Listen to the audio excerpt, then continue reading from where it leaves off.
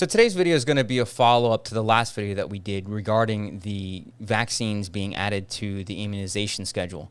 And I wanted to go over this science.org article that states, the heart risks after the COVID-19 boosters in young people. So this article basically does the same song and dance as every other article out there, every newscast, every news clipping, in saying that, we're seeing the signals of myocarditis, but they're very rare.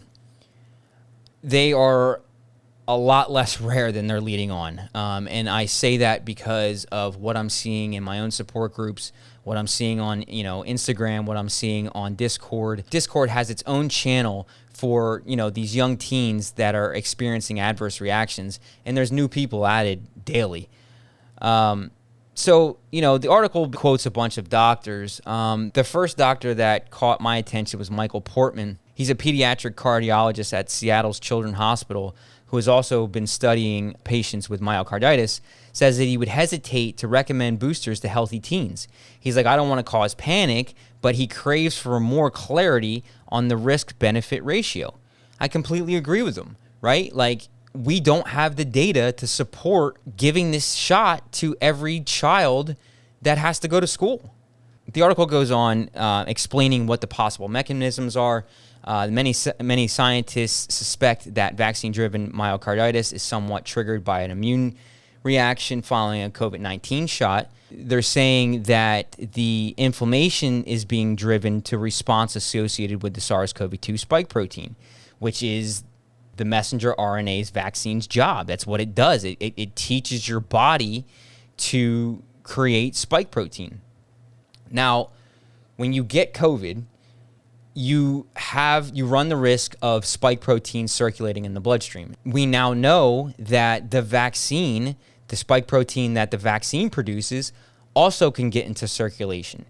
I know this personally because it's happening to me. These results here are showing that I have S1, it's a subunit of the spike protein in my bloodstream. Dr. Bean, who goes very in depth on, what the spike protein does to the endothelial cells and the damage it's causing to the vasculature, which is causing the inflammation, which is causing all these side effects and ailments to happen. He goes through this step by step and very in depth. I'll leave a link to his video in the description because, it's definitely a must watch. They go on by saying the group reported finding certain antibodies in both the vaccine-induced myocarditis patients and patients with severe COVID-19, which in itself can cause myocarditis. The same antibodies which interfere with normal inflammation control also turned up in children who developed a rare dangerous condition called multisystem inflammatory syndrome. Later in this video, we're going to go over some verified VAERS reports of kids going through this. It's a little bit hard to listen to, but I think it's important to understand, how unrare this actually is. So the next thing I wanted to point out was they're saying that, most of these patients that were hospitalized, their symptoms, quickly abated. They're saying that 22 patients who developed the condition, they, largely were assured by the healing. Many of the kids are asymptomatic after they left the hospital. But what he saw in his youngsters during the follow-up appointments nags at him. Although their heart rhythms are normal and they usually feel fine, the MRI scans of their heart often show something called a late gadolinium enhancement, which signifies injury to the muscle. In June, Portman and his colleagues reported to the Journal of Pediatrics that 11 out of 16 patients had LGE about 4 months after their bout of myocarditis. It's not good, The scarring of the muscle can cause all kinds of problems down the road. The scar tissue alone can cause arrhythmias, sudden death syndrome, stuff like that. You know what I mean? It's not something you want your child to go through. So the next thing would be, the subclinical myocarditis may be more common than thought. Christine Mueller, director of the Cardiovascular Research Institute, they collected samples from about 800 hospital workers 3 days after getting their COVID-19 booster. None met the criteria of myocarditis, but 40 had high levels of troponin, a molecule that can indicate damage to the heart muscle. I mean, what are we doing? You know, we need more studies. I'm not against vaccination for COVID-19. I'm against them not finding out what is going on and what is wrong with these current vaccinations. My opinion on what's wrong with these is they're targeting the wrong protein. They're targeting the spike protein. The spike protein, we are finding out, is causing all these issues. So, you know, why not do more research, update the vaccines with targeting a different protein, and, alleviate a lot of these worries and a lot of these stresses. They're saying that the good news in both studies, the troponin levels fell quickly to normal, and a brief troponin spike without symptoms doesn't concern Mueller. If you're healthy and we lose 1,000 or 2,000 heart muscles, he said that is irrelevant. But what worries him is the potential cumulative effect of annual boosters. I'm highly concerned if we consider this a reoccurrent phenomenon. So the next doctor is Paul Offit. He's an infectious disease specialist at the Children's Hospital of Philadelphia.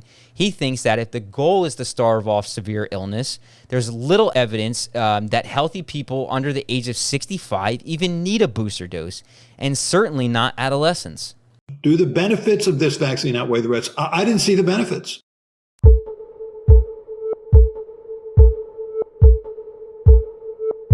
We really need much better data, I think, before we move forward on this. And I can only hope that it's coming, because I feel very strongly about my no vote there. In fact, the only reason I voted no was because hell no was not a choice. Right now, they're saying that we should trust mouse data, and I don't think that should ever be true. I don't think you should ever ask tens of billions of people to get a vaccine based on mouse data.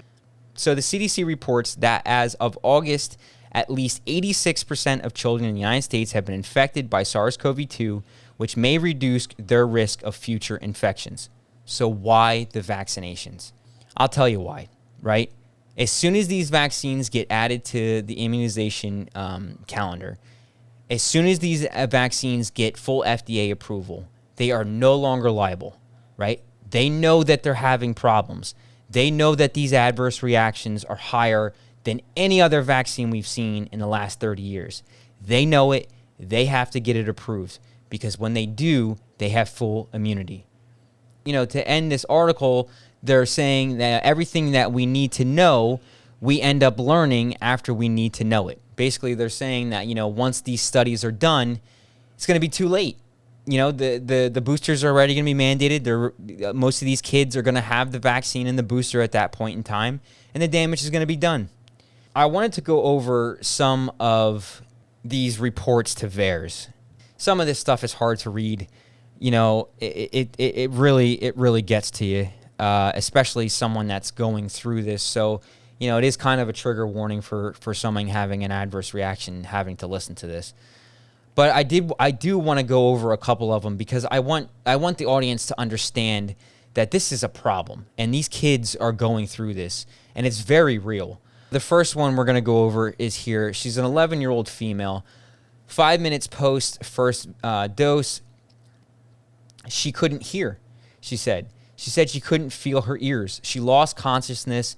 She came to about 2 to 5 minutes after, had a seizure for 5 minutes, and screamed for her mom to make it stop. These are all VAERS reports, right? These are verified VAERS reports. So the next submission is going to be a 7-year-old boy. It was 43 days post his Pfizer vaccination on February 15th, 2022. The patient presented to the hospital with concerns of multiple inflammatory syndrome. He developed fever, a fever of 105, and also complained of myalgia and abnormal pain. The next submission is a 5-year-old boy. 13 days past his second dose of Pfizer. He had an involuntary movement disorder, a tic disorder, repetitive neck movements developed 12 days after his vaccination. I have these involuntary spasms, and they suck. And I can't imagine a 5-year-old kid going through it. It hurts my heart to read this. The next submission is a 5-year-old boy, 19 days post his first dose of Pfizer, spent 2 days in the hospital, multiple inflammatory syndrome. All right, it was confirmed 12/13. Next is an 8-year-old boy, 33 days post Pfizer, 3 days in the hospital. He had immune thrombocytopenia. Oh, God. That's bad. His CBC showed platelet count less than 1, and they did IVIG on him. Jesus. The next one is a 5-year-old girl, 1 day post her Pfizer, spent 3 days in the hospital with seizures, foaming at the mouth, pineal gland cyst. The seizure event was possibly longer than 15 minutes. Next is a 16-year-old male from New York, 9 days post his first Pfizer, 2 days in the hospital, would be labeled unvaxxed per CDC's definition, had clonic tonic seizures. Next is an 8-year-old boy, 19 days post his first Pfizer, epilepsy, interactable seizures, EEG, severe abnormal, intractable seizures, was loaded within anti-seizure meds in the ER and admitted to the hospital for further investigations to get the seizures under control. And they go on and on and on and on. And this is just a sliver of what I've seen in VAERS. You know, we have, like I said, we have 30 times, somewhere between 10 to 30 times more adverse reactions to this vaccine than all vaccines combined. And we're just going to, you know, mandate this for kids to go to school. They will never get my son. You know, I know what it's like to go through this stuff. I went through it myself, and I couldn't imagine these young kids going through this and not being able to explain what is wrong with them. So I'm completely against the CDC doing what they did. And I'm going to do whatever I can to protect as many kids as I can, because these kids deserve better. We're the adults. We're the ones that they look up to protect them, to take care of them. And what we're doing right now is wrong. So I'd like to thank you guys for being here today, and we'll see you in the next one.